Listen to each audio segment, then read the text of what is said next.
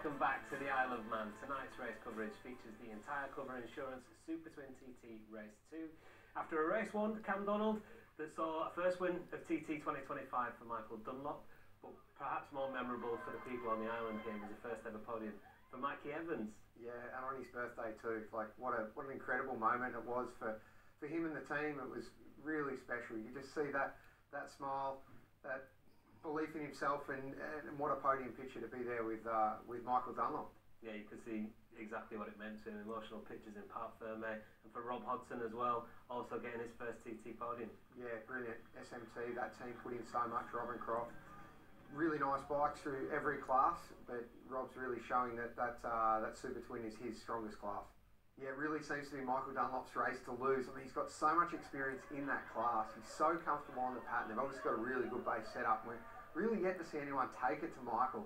And I'm sure if they did, he could probably push a little bit harder. As we know, Michael can dig deep when he needs to. So, but these bikes are often a bit fragile when they're being pushed so hard.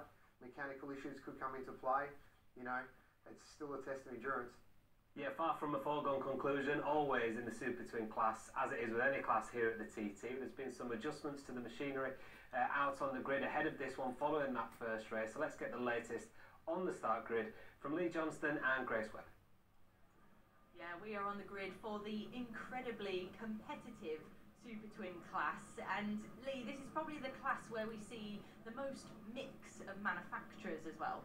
Yeah, and even inside that mix of manufacturers, obviously the rules in this class allow bodywork changes to be a lot more than what you would see on the standard bikes, so like the Super Stock or Super Sports classes. So the likes of, we're looking here at an RS 660 Aprilia, but it's got complete Moto2 bodywork, so it looks nothing like the original silhouette of that bike that we would see. And obviously we've seen, when we get a little bit further up the grid, we've got the likes of Davy Todd's Patton, which is also obviously the exact same bike as Michael Dunlop's, both factory built patents.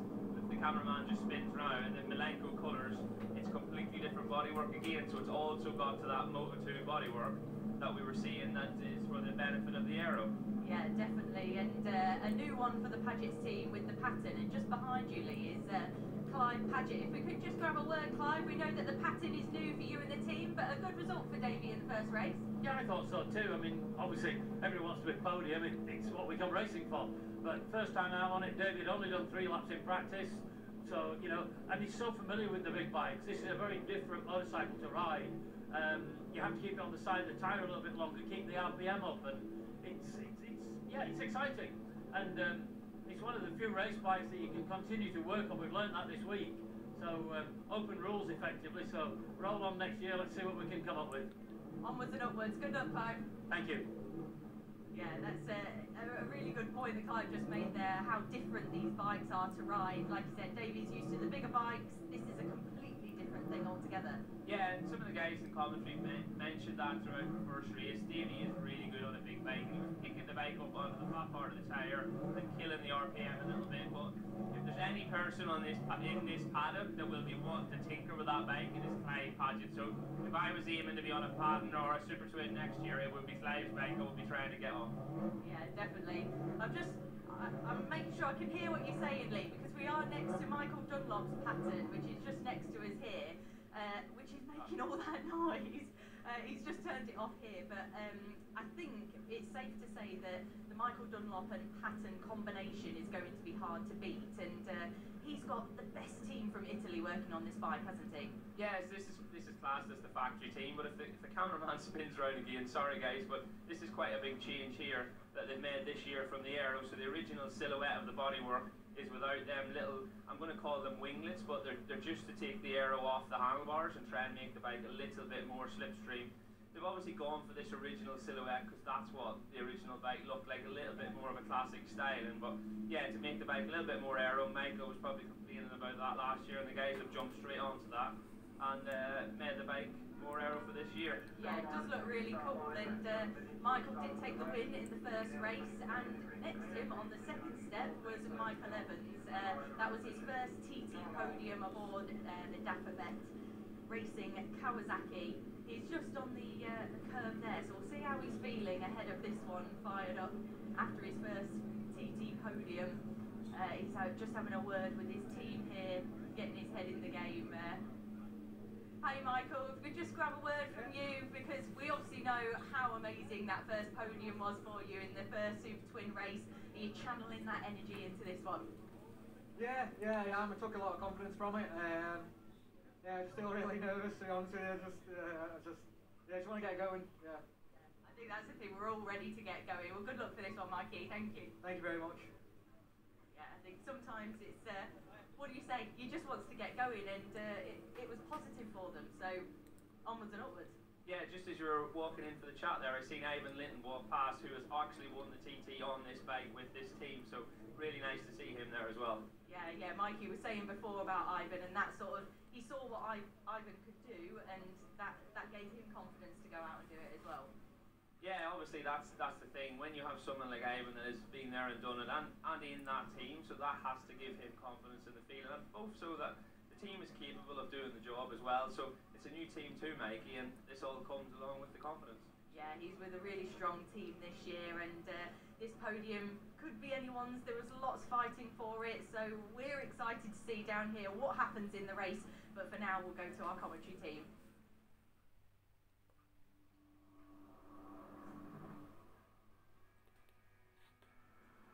A long day for the paddock with such a late start to the Super Twin race. Of course, they rode the Super Stockers earlier on today. Paul Jordan will lead us off down the hill from the grandstand towards the very first corner at Quarterbridge, followed by many more as we circumnavigate 37.73 miles 3 times on the Super Twin machines. That means a pit stop this time round. Of course, the first race was short to 2. Blip of the throttle, that unique engine note. And away from the line, Paul Jordan gets us underway. Finished P4 in the first episode of this. There he is, tucked in, all the revs, see the red lights coming on the dash. Even more important to be on the throttle and not rolling off in any way you can possibly get away with it to carry as much momentum as you can. Riding on board, rear-facing camera, Paul Jordan. Nicely taken through the bottom of Bray Hill. First lap, first one on road. Absolutely pinned all the way to Quarterbridge. There it is, off the throttle now through the slight right and left, and a big break-ins over the first right-hander. This is Michael Evans, who of course got that incredible podium in the first race with a P2. Was so over the moon, so emotional. Being followed by this man who has been utterly dominant this week on the twins and the super sports, the master of the mid-size down the small bikes. Can he make it 4 from 4 in those 2 categories, 2 double wins? Oh, Adam McLean launches off the line. And now Davey Todd P5 in the first encounter. Interesting to hear what Clive Paget's was saying as well about the development of these machines, and they've obviously got something up their sleeve for next year, haven't they? Yeah, it's a new project for Clive. He's very experienced, he likes racing, he likes winning. He won't be happy with just making up the numbers, they'll continue to develop this bike, I'm sure. Mike Brown away from the line from Kawasaki, Z650. And now you look at Davey Todd. Davey's on board the Malenko by Paget's pattern. Davey hadn't even sat on this bike until they got here to the TT this year. First time he rode it was in qualifying. They'd only done 3 laps before the first race. It's a big ask trying to learn a new machine, but also, Cam, for the riders today, going from the super stock machines to super twin, completely different riding style. Yeah, different reference points, different turning apexes, and a very different riding style. You spend a lot of time, as Clive Paget said earlier, on the side of the tyre. It's all about carrying that momentum, keeping that throttle open. Dominic Hermanson leading the line on the pattern. Beautifully presented bike, the Melbourne Racing Machine, as we watch the miles an hour rocket with the revs as he heads off down this steep hill. He was P6 in race number 1. Can he improve on that today in race number 2? And away from the line here is Rob Hodson on another pattern. We're underway for Super Twin. Twin TT race 2, that is Paul Jordan on the exit of Ballagary. Howell in the little twin machine. You're on board now with Michael Evans, P2 in the first of the Super Twin encounters. The Manxman tucked in and on it. Heading up to Ballagary himself, have a listen. Down a gear. And then up a gear. Dom the Bomb, Herbertson, number 13 on the Melbourne Racing pattern. And then MD, Michael Dunlop. He is absolutely flying already, as you would expect. master of this class, isn't he, in recent years? We knew, say, last year he won one, blew up in one. We're hoping to do the double this time around. Adam McLean through Balagueri, and now you're with Davey Todd. Cam, you mentioned earlier about these bikes being on the side of their tyre more. I think we better explain to people at home what that means compared to the other bikes, the big bikes. You don't square the turn off as much. When you're going through a corner, you try to make it more flowing. That way you can hold more RPM, hold more corner speed. So it's a smoother way of riding, if you like, Andrew. And compare that to the big bikes. What do you do on the big bikes? You're still trying to carry as much speed as possible, but more so in the slower corners, you tend to brake, turn, shoot. Get it straight and get on the power when you've got the traction. 153 miles an hour, you saw their briefing herbs, and look at the amount of movement as well on the rear swing arm. Yeah, of course, when you've got a super bike and you've got all that power through that small contact patch, you need to stand the bike more up on the tyre. Get less power on these machines equals more throttle opening. The drone of that parallel twin cylinder engine, it's a real flat exhaust note. Now on board Rob Hodson. Look at that camera view through the helmet. Look at his eyes focusing so far up the road. You focus here so much further than you do on a short circuit. It really takes its toll on a rider's neck and back, especially as now we're coming towards the end of 2 weeks of on-course action. And as we said earlier, a long day of riding 2 separate bikes. Most people in this category were ridden earlier on today as well. Michael Evans through Glenn Helen. This will be the first of our proper splits to see how everybody's getting on in terms of pace. Well, oh, something's no. amiss there. No. Evans looks over his shoulder, hangs a foot off to the side, falls off the side of the road, and Michael Evans, who got a podium in race 1, is out of race 2. Meanwhile, Dunlop's come through, and the gap on Paul Jordan is 7.8 seconds at Glen Helen, which is our first sector on lap 1. McLean slots in between, 4.2 back. Still, that's a big chunk of time, Cam. Yeah, it is. We saw Michael Dunlop make a mistake in the Superstock race earlier in the day, running on the first lap, but no such error now. He's going to make amends for that, and he's got his head down. Maybe Todd's going well, just 3 seconds down, I guess with a bit more seat time. I think Blackpage has been busy pedaling that pattern as well this week, and I think they're probably going to get a little more out of that bike they can. Definitely wasn't as fast as they expected it to be in that first race. That is a picture of disappointment. He said before he was so nervous. Nervous, of course, because he knew he could get a result, and then when you're desperate for another one, like he's maybe even thinking, could I go top step? And unfortunately, it's all gone wrong. What a shame. What a shame. Yeah, of course, the pattern, they're a purpose-built race bike, really straight off the factory floor for the race course. That's what Michael Dunlop's on, but Michael Evans, that's actually a production-based Kawasaki. So highly modified, highly strung, hence you see quite a few of them not make the distance of 2 races. Interesting to see the changes in it that Lee pointed out at the start of the race when he said about Michael having the handlebar kind of having its own bearing, and you can see a big difference between his bike and that of the machine of McLean, for instance. McLean's, we can see his knuckles, and on Dunlop's machine, all hidden away. And in fact, the same Davey Todd, this is the Moto 2 bearing though, isn't it? Yep, correct. Very wow, listen to the exhaust note. Yeah. It sounded like something was rattling. I thought the same, yeah. Squeaking away at the background. Michael Dunlop, yeah, he's got those extra little shrouds, if you like, over the hands. It's an improvement for this year, trying to build that aero, or assist that aero and help with that top straight line speed. Here comes Todd into Balaf. Always smooth and motocross style. You should see, with this new fairing and with some fettling, whether Davey Todd can improve those salty straight speed times this lap. Comes Mike Brown down to Black. Lovely. 4.2 down on Davey Todd. Davey Todd P2 at the minute, 5.5 down on Michael Dunlop. Dominic Herbertson we ride on board with. Rear view again, 140 miles an hour through here.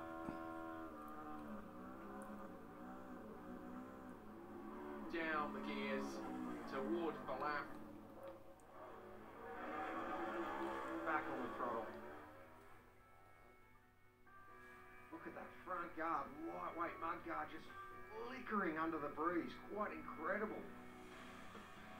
You always wonder, don't you, if the team see that from slow motion and they go, you know what, that's probably hindering us more, put another $500,000 on it. But that goes to show you how thin and lightweight everything is in this category. To the limit. Rob Hodson with Stefano Bonetti behind him.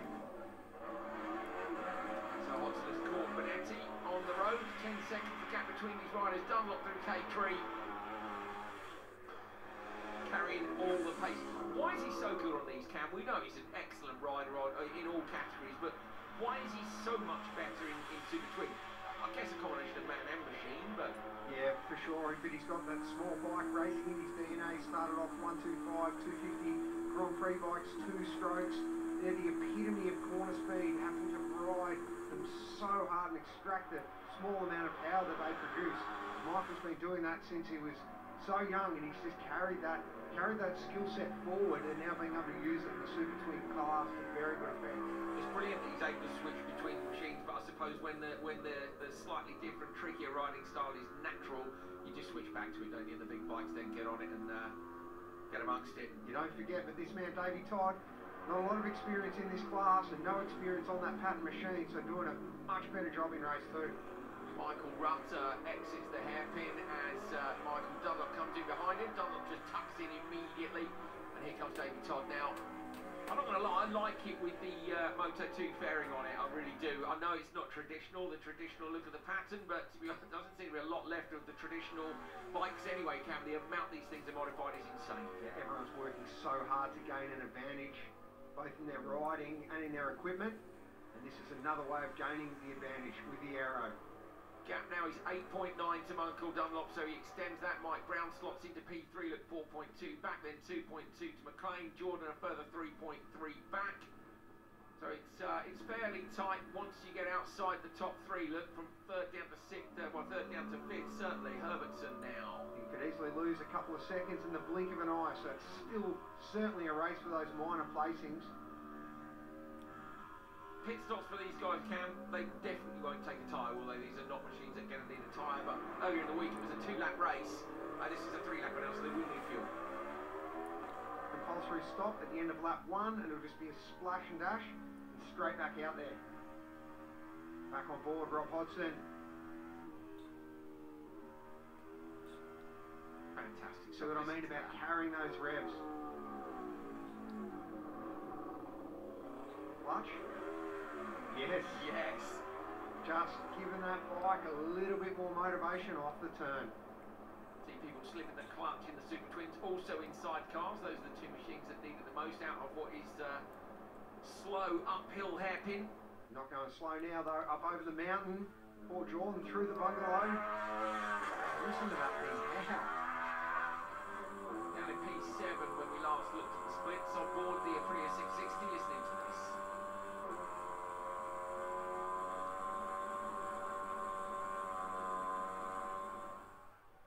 Dunlop through bungalow as well now. Fans in the background being rewarded for hanging around all day. Let's not forget they waited for the weather delays. They're up there on the mountain. They are committed to seeing their favourite riders, their favourite gladiators come through. They've waited all day. Fantastic to see. Yeah, Michael heading up Harwood Heights. Just tucked in at 1 on that machine. As we see the splits coming through. Speed trap times, Michael Dunlop 162. John Herbertson, a good run there, 159. Similar from Rob Hodgson and Adam McLean. Very close, isn't it, in terms of speed between the bikes behind them, just a little bit more for Dunlop. You'd have to say people would be looking, going, we need handguards, we need this, we need that. Yeah, absolutely. I mean, Michael's bike is built by Patton. He's got the factory team here with him. The Italians are over here helping him, tuning it at the course. So they would be the ones that know how to get the best out of that machine mechanically, and Michael knows how to get the best out of it on course. Davey Todd now 10.5 back, Mike Brown in P3, but look, just half a second behind. McLean is only half a second off the back of Mike Brown. Hodgson with a P3 in the first outing, we're feeling confident, loving looking through the visor. He's got quite a heavy tint on that, considering the time of day. Yeah, he does. He's running the mid-tint. I'll tell you what, I haven't seen him blink yet, not even once. I thought that too. He's finding those gear shifts perfectly. Looking at Michael Dunlop from the Halley, heading the signpost to complete lap 1.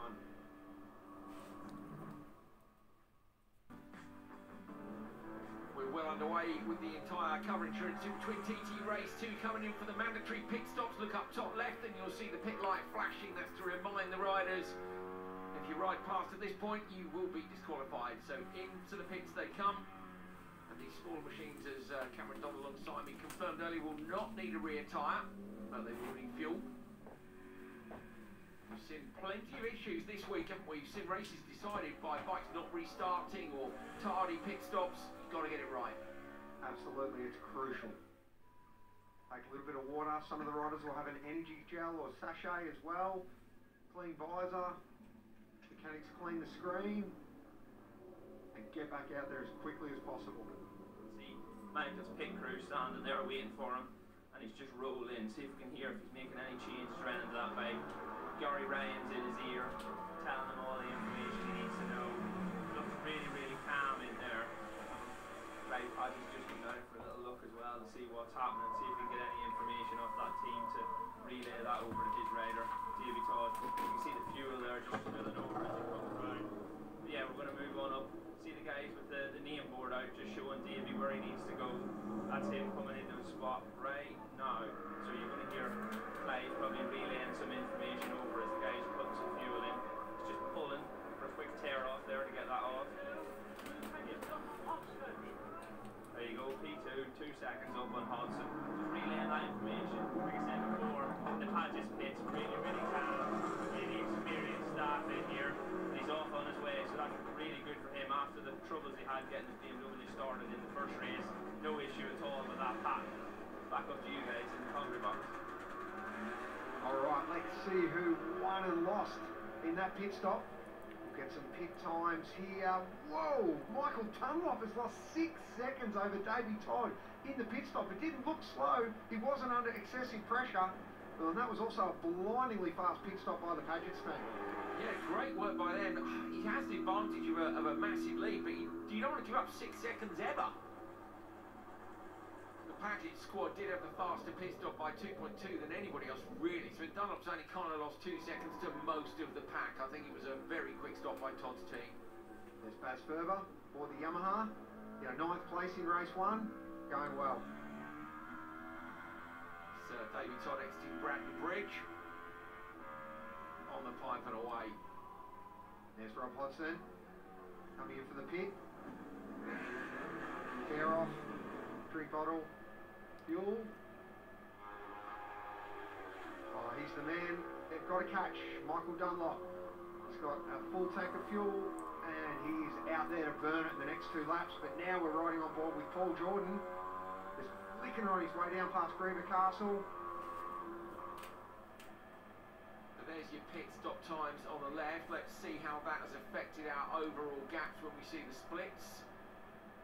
Grandstand Dunlop by 12 seconds. So Dunlop has lost a bit of time. I think it was 18, wasn't it? The gap before. It's pretty much in line with what we saw in the pits. But look at the gaps further down. 0.3, 1.3. The battle is very much on for the final podium position at least. It certainly is. We've got a whole 2 laps to play for. On board, Andre Maiola.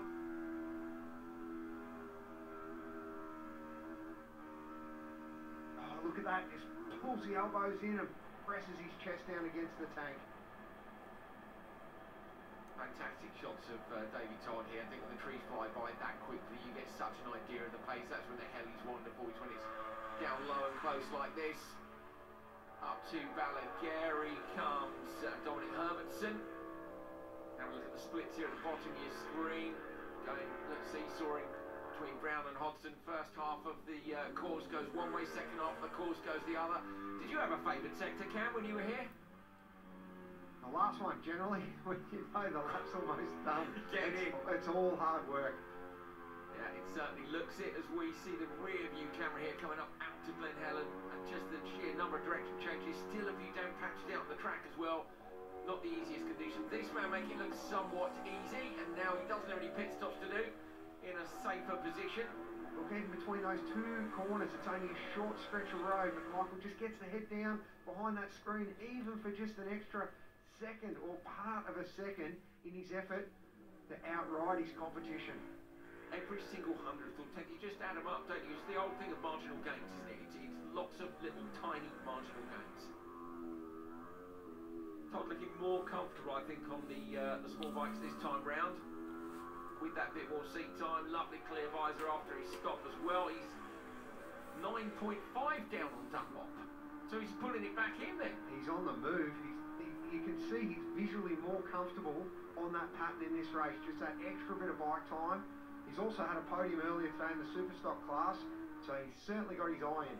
I reckon the previous splits might have been on the way into the pit stops and that the 6 seconds have come off since then. So, okay, Todd is within 10 seconds of Dunlop. We'll have to see if we can start edging away from him on this one. There we've got number 11, Joe Yeasley, on the Scott Racing motorcycles, a Aprilia RS660. Didn't finish race 1. Back out to make amends in race 2. He's a good rider. He's a compact lad too. He fits on these machines perfectly. Hickman always looks massive, doesn't he, when he's in these? I say it's a shame not to have Hickman competing this week. There's Paul Jordan. He's still out on road on his own, as is this man, Michael Dunlop. Keen to see the splits and see what Dunlop's done. I wonder if he'll know. It's hard to tell, is it, with the pit stops, whether you know whether it was slow. He would if it was a restart issue. He didn't spot that. But he might well know. He might well have been given the hurry up to get on with it. Michael Rudder. We can get a more experienced rider in this race. Michael, been here a long time, ridden every machine imaginable, but he still enjoys it, only riding the Super Twin class this year. Of course, running his own team as well and fielding some other bikes out there, sponsoring Jamie Kringle in this year's TT. Another brilliant onboard on the rear facing shot here. Here comes Dunlop down to Balaf Bridge, and we'll get some new splits here. That'll give us an idea of whether we've got a race on our hands or not. It's just so quick to get back underneath that fairing. You need to wait for Todd to come through, remember. Rutter over Balaf Bridge. And Todd, 12.1, it came up for a split second. Just a quick check at the timing screen. Dunlop's got, that's a new sector record from Glen Helen to Balaf Bridge. So he is on it. He has been told to get the hurry up on. He maybe realised himself it wasn't the greatest pit stop, but that's a hell of a response. Yeah, it certainly is, and it just goes to show when he needs to, he can just dig that little bit deeper. And just edge out a gap over his competitors. Amazing sector record for the small bikes for Michael Dunlop on lap 2 here with a full tank of fuel as well, Cam. Can he keep this pace going? Could he have a crack at the lap record? I think he might. You'd like to think he will have a go. Mike Brown plus 16 on Davey Todd. Hodson in between. Herbertson too. Look at the timing line. Gets tripped by the bikes further back. Just drops down the order a little. Not a lot in it. Look, between P4 and P7 even, really. I mean, Herbertson's only 5 off the back of the podium as well, so it is tight at the top. Back with Yardsley. Come back to the issue though, again being a 3-lap race. The mechanical toll will take on these machines. Will they all go the distance? Will they last the 3 laps? Michael, of course, standing start this lap from the pits. But with this pace, if he gets a run on that final flying lap, he could have a serious crack at that lap record, which currently sits at over 122 miles per hour. Davey Todd sliding underneath Michael Rutter. Michael Rutter on the Yamaha R7. Not many of those in that field, but Michael's bike beautifully turned out. The Batham's Ale sponsored package there.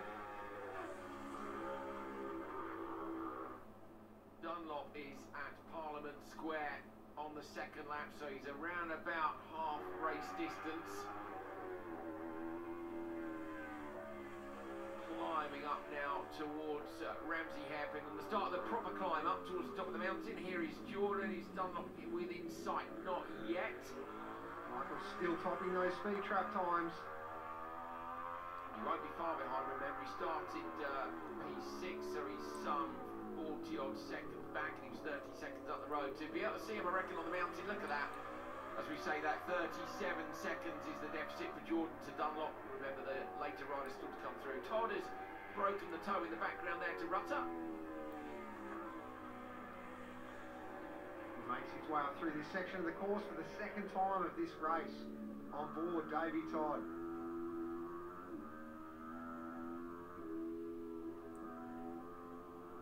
Brilliant on board through Stella Maris, fantastic. See him sit up from behind the fairing. Look at this rear-facing shot too. You can even see the tread on the tyres. All the other classes are on a slick tyre, but they run a treaded racing tyre in the Super Twin class. Mike Brown coming through this section, followed here by Joe Yardley, and close behind Rob Hodgson. Yardley on the Aprilia, Hodgson on the Patton. Wonderful drone shots of the gooseneck, which is the medium tight right-hander before they get up onto the mountain. Reference points start to disappear. We were waiting for Hodgson and Herbertson to come through. Herbertson comes through and goes P through, but Hodgson won't be far behind. They're running 13th and 15th on the road. Let's see where the splits go when he comes through. Where's Hodgson? There he is. So plus 8.1 Hodgson on Todd, and then 6.4 Herbertson back to Hodgson. Mike Brown a further 1.9 back. So I still think P3 is up for grabs, Cam, with a lap and a half to go as we see Davey Todd tucked right in on his way up the mountain. Oh, it's all still for grabs with this far to go, with over a lap. There's still 260 corners per lap. There's so far to go. And this man seems to be getting more comfortable on this bike through every sector. Davey Todd. He's class, we know that, but it's a new machine for him. Not a new machine for this man, though.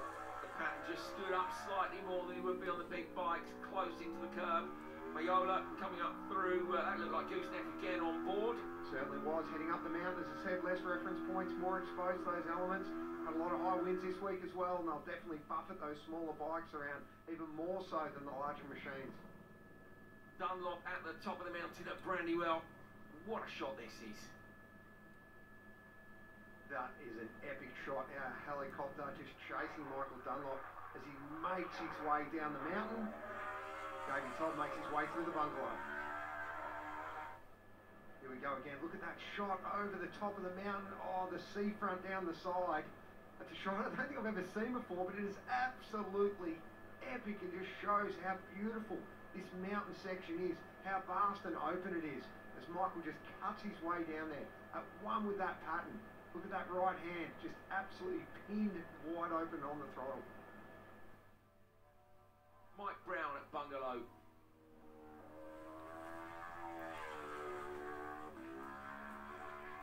Great corner speed carried away. So Michael Dunlop then is your leader with some 15 seconds over Davey Todd and a sector record, remember, earlier on in this lap.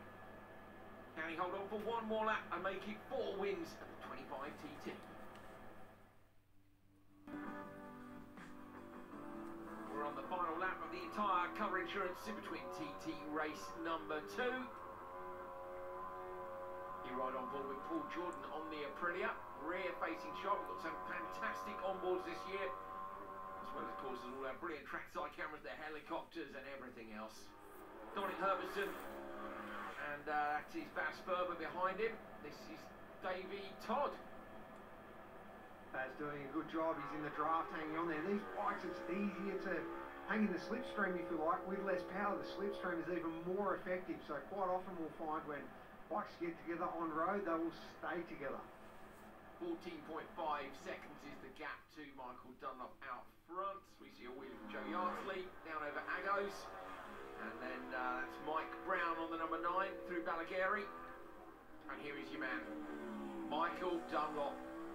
So he's 14.5 up on Davey Todd at the previous split. We'll have to wait for Todd to come through Glen Helen to see if that has changed. But 14.5 is comfortable, Cam, but as you said a number of times, these are the most highly strung machines out there, and it is by no means a foregone conclusion. Michael will just need to focus, hit his points. He knows this course well, and he knows exactly what he needs to do on that machine. He's been racing that same pattern for several years now, although they are continually developing and evolving that bike. He knows what to do. 18.9 seconds is the gap now. The gap has gone up, so Dunlop is still pushing. Paul Jordan here tucked in at 147 miles an hour. And now we're seeing Michael Dunlop is catching Paul Jordan on road. Will that slow him up? And when he passes, will Paul Jordan be able to jump on the back? Yeah, true. Oh. Dunlop's quite mechanically sympathetic, I understand, with his riding style. And it comes from years of fettling his own bikes, working on your own machines. When you do your own work, you learn that the easier you are on the bike, the less work you're going to have to do. The less fixing afterwards. He tucks in behind the fairing and goes straight past Paul Jordan on the outside, then the inside. And he will now be in front of him. So the question is, can Jordan go with him, and how far back is Jordan on the road as they go over Black Bridge? Michael Dunlop on hell of a pace. starting to pull away, or is he? David Todd flipping the throttle on the downshifts as he comes into Blount Bridge. Such a cool style. He launches it. It's just like a carbon copy every lap, regardless of the bike or class. Herbertson a big win for the right hander. And back with Viola. Incredible stuff, look at that. Just see his beard poking out of the base of the chin piece of the helmet there. So Jordan is going with Dunlop. Jordan is tagged onto the back of Michael Dunlop. In his slipstream, in his wheel tracks, he'll be trying to learn any of the tricks he possibly can. And at the minute, look, Cam, Jordan is only 2.1 off the back of Mike Brown, so could he steal a spot here if he gets a tow and follows Dunlop around? Well, I'll tell you what, there's no better person to get a tow in the Super Twin class from than Michael Dunlop, and then this could really work strategically. This could play into Paul Jordan's hands. And whether Mike Brown has any idea of that gap closing or not, time will tell. Well, they're up at the hairpin. Jordan's got through with Dunlop. That's Ramsey hairpin. And there's the man that is in front of Paul Jordan at the moment on the leaderboard, Mike Brown. Let's take a look at the splits, and he's got him. Jordan has got Mike Brown. So Paul Jordan, who's tucked up behind Michael Dunlop, has taken about 4 seconds off in that last sector. And looking at our split times here, Cam, Dunlop is on lap record pace here on the Super Twin. If he keeps it up, if he doesn't roll off to look after the machinery, he could take a new lap record. Well, will Paul Jordan actually slow Michael Dunlop down at all? We've talked a lot about that this week. Having a rider behind you will actually pull a couple of RPMs out of your maximum on the big straights. The bike will feel the drag if you've got someone directly in your toe. None more so than in this class. Dunlop is down at Craig Nabar. The fans will be on the outside here. He's trying to take a 4th TT win this week and doing a brilliant job. Dom Herbertson, meanwhile, is he going to hold on to P3? Because we know Paul Jordan's got a good tow with Dunlop out front. Here he is. Herbertson slots in. Jordan's only 5.4 off the back. So if Jordan goes at lap record pace with Michael Dunlop to the end of this one, he might even take that final podium position. Herbertson will be on a mission to hold on to P3. Yeah, he certainly will. Hopefully he's got some pit boards and he knows how hard he needs to push, because wouldn't it be crushing if he does roll off thinking he's got a safe margin and loses that podium place. Big, safe margin for Michael Dunlop. He's been the master of both the mid-sized and the small bikes this week. It is his 4th TT win. He does the double in Super Twin over the line. Dunlop for his 33rd TT win. An outright lap record for Michael Dunlop in Super Twin as well, 123.056. That sees him atop the top step of the podium for the 4th time this week. David Todd P2, and Dom Herbertson just holds on to P3, and Paul Jordan, who's in the tow with Dunlop on that final lap.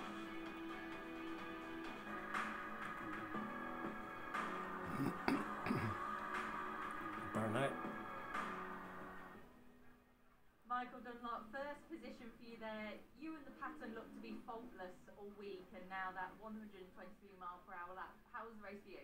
Yeah, it's surprising. It makes me good. We didn't try not to do a big pile of laps on it, obviously, just because, well, we didn't have the chance anyway, really. But the main thing was, and it was the last lap, I'm surprised because I backed off, not a good bit, but I backed off. Obviously, I maintained the bike to try and make sure everyone was alright, you know. So, no, it's great. The Patton boys, again, have done a fantastic job. I'd like to thank them boys.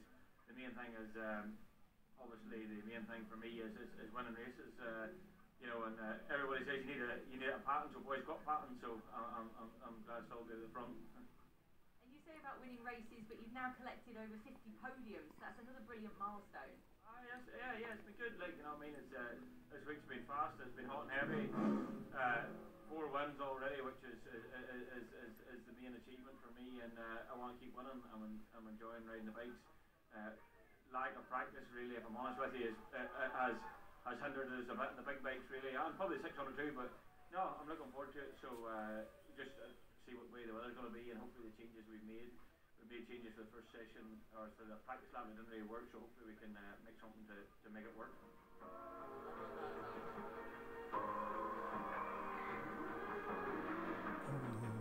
I rode that thing so hard after the first twin race. We were honestly all super disappointed. I just said there, Clyde bought that pattern from the factory, and it was meant to be the same as Michael's bike, which is most definitely not. I don't think they wanted to give away all the secrets. So Clive's worked his butt off to develop that bike and improve it from the first race, and I pulled my finger out too. I definitely wasn't riding it hard enough. I thought I was riding it hard in the first one, but apparently there's a load of corners that you can take flat on here that I never knew.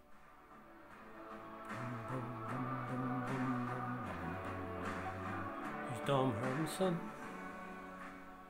It's been term is bananas. It really has been bananas, and it's like 5.5 weeks to turn around and get to the TT, and that's thanks to close friends, strangers even, you know, putting in for the GoFundMe. You know, I've got Adam Hewitt, JCT, Truck and Trailer Hire, and it's just everyone, you know, like Race Fasteners, you know, they've given me a couple of bolts, and you've got L74 going, there you go.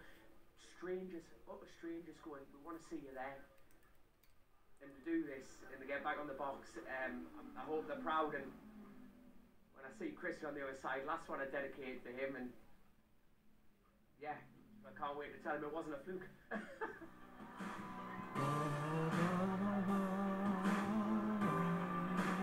Car cover. There we go. Once again, the SUPERTWIN class throws up another great story at TT 2025. This time, Dom Hermanson getting himself back on the podium. Brilliant to see, Cam. Yeah, it really was. Another crowd favourite. Had a tough lead up to this year's TT, and that would just be the icing on the cake for him after putting in all that effort to get out there and, yeah, podium. Brilliant. Dunlop untouchable once again in the SUPERTWIN class. Davey obviously tried his best. He was much better in race 2 than he had been in race 1, but he cut a frustrated figure at the end. Yeah, I mean, obviously he's frustrated. He didn't finish where he wanted to. I mean, it's only his second race on that pattern. It's a new bike for the Paget's team, and they've got to get their head around that as well. And Davey obviously, and rightly so, believes that he can run with Michael as he can in every other class, but the result is the result, and he just has to come back and try again. And the other big story from the SUPERTWINs, Cam, we saw Mikey Evans retire from the race after his podium in race 1, and then we got the news afterwards that he'd been disqualified, not from the second race, but from the first one. Yeah, well, the engines were sealed after the first race for a technical check after race 2. The bike wasn't presented for the technical check, so unfortunately, not through any fault of Mikey's or how he's ridden the bike, he's lost that race result. But take nothing away from Michael, Cam. That's 7 wins in the last 9 SUPERTWIN races here. Can the others catch him? I don't know. It was interesting to watch Paul Jordan chase him off the mountain, like when he was in his toe, as Mikey Evans did in race 1. They could stick with him. No one seems to be able to do it on their own. Yeah, well, once again, the smallest class at the Isle of Man TT arguably provided the biggest drama, stars of the future, and the extending legacy of one of the all-time greats. Bye for now.